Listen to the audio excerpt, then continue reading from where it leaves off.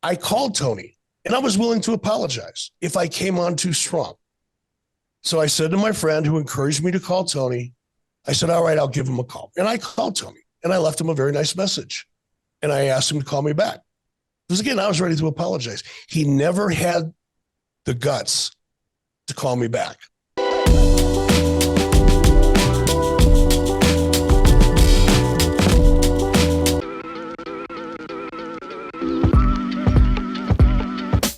Okay, let me start off with this. If Twitter had existed in 97, would Eric Bischoff be fighting with journalists like Tony Khan is right now?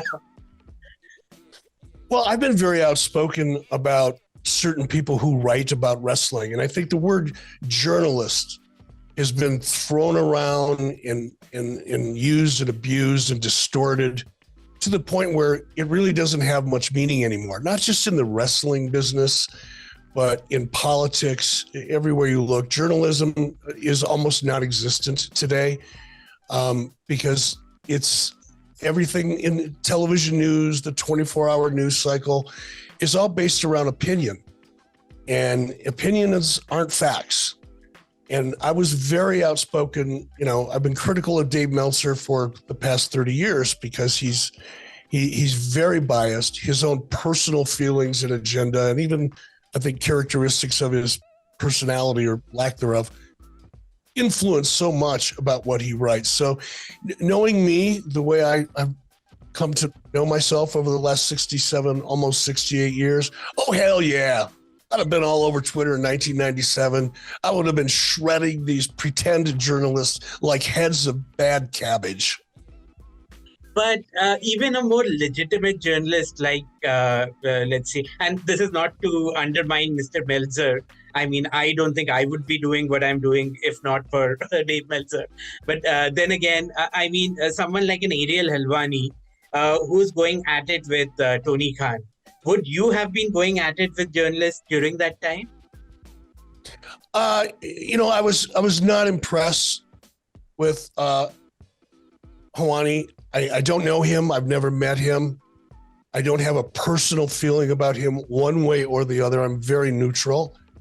But I think for Helwani to imply with his comment about referring to Tony Khan as the snowman, I found that to be childish. And Helwani lost a lot of credibility with me. He didn't have any to start with because I never really paid attention to him, to be honest.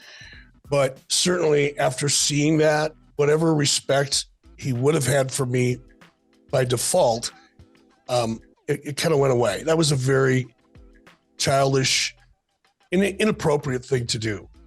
You know, I think if someone personally witnesses somebody, in this case, snorting cocaine or hitting their wife or stealing money or whatever. I mean, if you have firsthand personal knowledge and you've witnessed it, that's fine. All bets are off. Say whatever you want to say.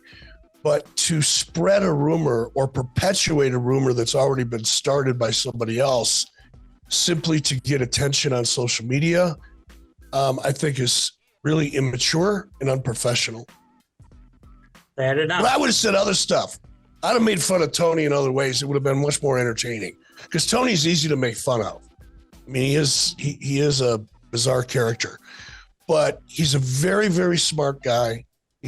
Tony is very smart. He's very passionate. I think he's learning on the job, and I understand that. I have empathy for that. I did too. And just like I made a lot of mistakes along the way, learning on the job, so is Tony. And that's part of growing and becoming a more seasoned executive. So, but yeah, I would have had fun. I would have picked Tony apart, but that's because I like doing it. It's the one thing I'm naturally good at, I guess. But sir, I mean, on these similar lines, I mean, you were all over AEW Dynamite. You were such an integral part of the show in those early days. And now it seems like there's been some kind of a fallout. And I don't mean to be intrusive. What was that turning point where you became a little more critical of the product? I'm glad you asked that. Look, I made 2 appearances in AEW, and I was very grateful for that opportunity because it's fun for me, to kind of get back out in front of the camera and have some fun and experience that a little bit. And it was also a real pleasure for me to be able to go to the AEW production and see some people that I used to work with in WCW. A lot of people that used to work for me there were working at the time and still do at AEW. So it was a real pleasure for me to go back and visit and, like I said, get back out in front of the camera one more time and try to stir things up. And Tony said a lot of things early on and even during that period of time that it didn't really offend me because I kind of understood what he was trying to do, but they were silly things for him to say at that point. Let me give you an example. And at one point, I saw an interview that Tony did where he said, this was like 2 years ago now, or a year and a half, 2 years ago. He said, AEW is right now where WCW was in 1996. Well, by 1996, let me make a correction. I beat Vince McMahon in WWE Raw 83 straight weeks. I beat him well over 100 weeks. Well over 100 weeks, because we started out competitive in 95. We were head to head, and one week we'd win, another week WWE would win. It was back and forth. Tony's not even close. Tony's not even within a fraction of the level that WCW was in 96. But again, I took exception to it, but not really personally, because I understood what he was trying to do. And sometimes it's easy when you're passionate like Tony is, and you're trying to promote your company, and you're trying to position it, you're trying to rally your team, your roster and everybody, even people that aren't on camera. You want to rally that team behind you.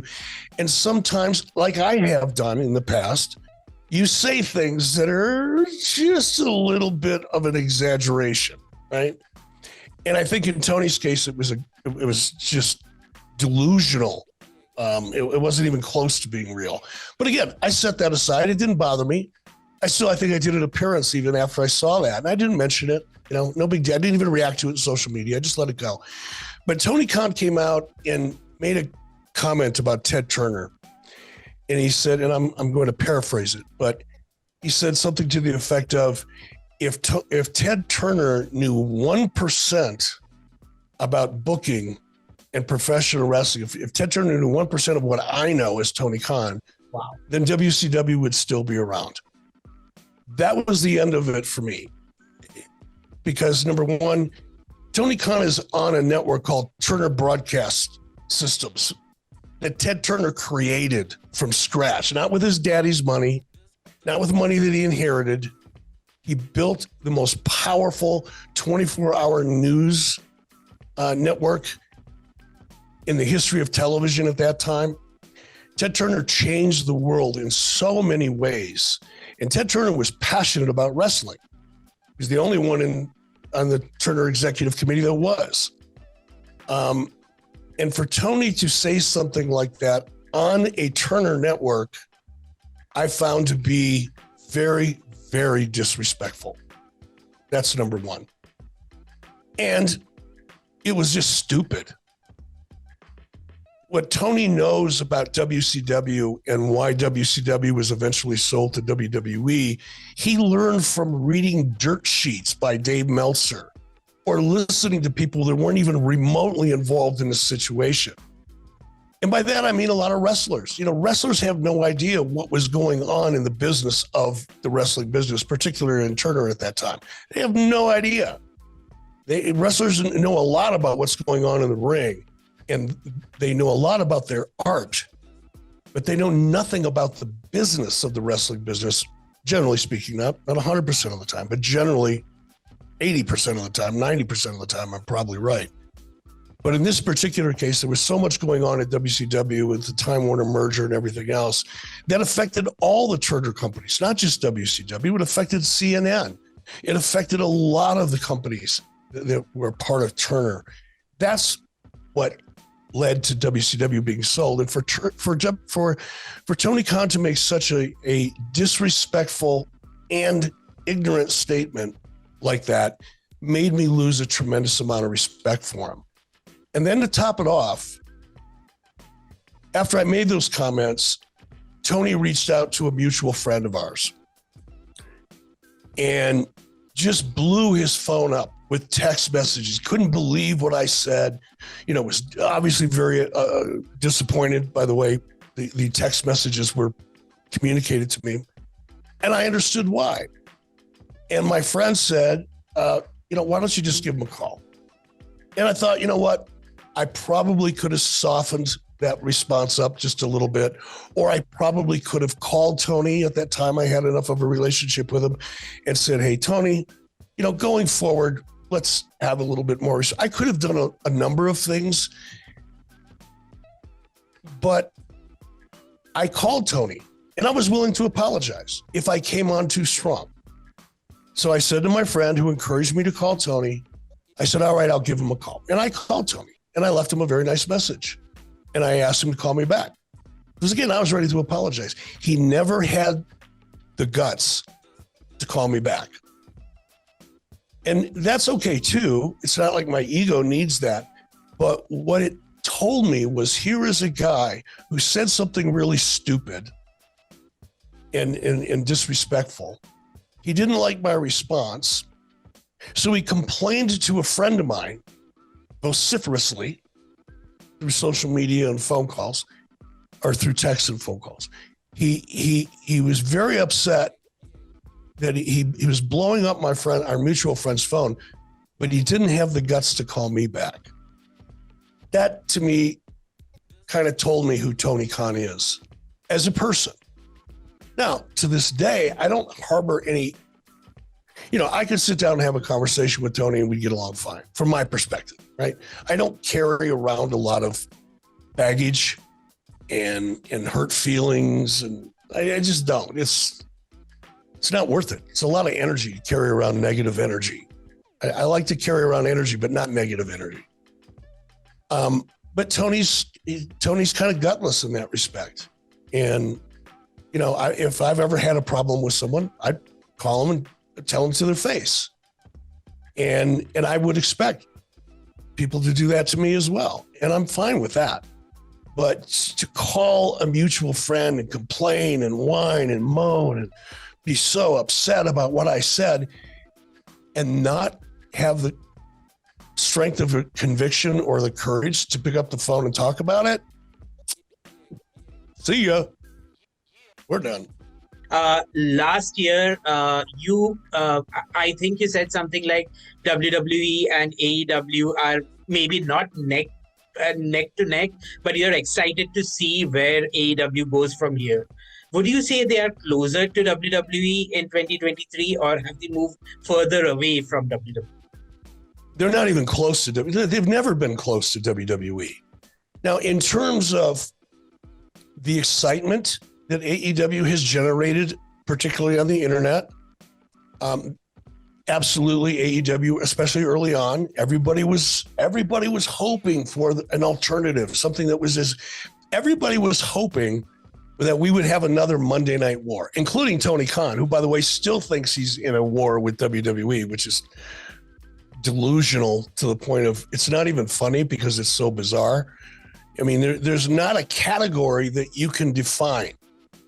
Let's start with television ratings. Tony's not even close. If you took his ratings from his top two cable shows, Dynamite and Rampage, add them together, they still don't equal Monday Night Raw, right? So you can't compare in terms of ratings. You certainly can't compare in terms of revenue generation. And they're not even close. AEW is probably not 15 or 20% of the revenue that WWE generates.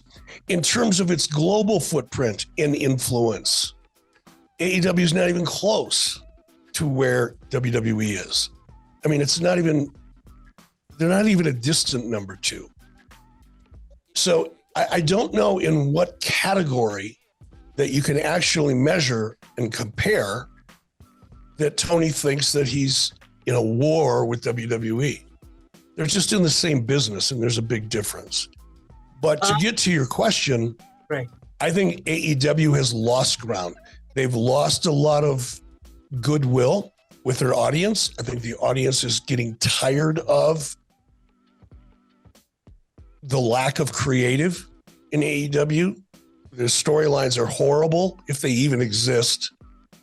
You know, what passes for a storyline in AEW might pass for a storyline amongst a bunch of 8-year-olds or 10-year-olds. But in terms of a legitimate, compelling story that progresses and builds and evolves in a compelling way that people keep coming back and the audience keeps growing, it's non-existent in AEW. It's a mess, actually. And they've lost ground. And I think the biggest, look, losing ground in ratings is one thing. You can fix that. If you can maintain the loyalty of your audience. But if the audience gives up on you because they feel like they've given you a try, it's not working, you're not satisfying them, you're certainly not living up to the expectations that Tony Khan has set by saying they're a better product or that they're in a war with, you know, Tony's trying so hard to create a war, but he doesn't want to really get into one. And I think the audience is seeing through that now. And once you lose the audience's confidence in you, it's really difficult to get it back. Really difficult to get it back. And I think that's the biggest change between this year and last year, because last year there was still a lot of positive momentum for AEW. There was still a lot of anticipation for their growth and their success. And there was a lot of goodwill. And I think for the most part, you know, Tony still has a very loyal, very small core audience. But in terms of the general audience, I think most people are looking at Tony Khan as kind of being, he's more like TNA than he is like WWE. Let's put it that way.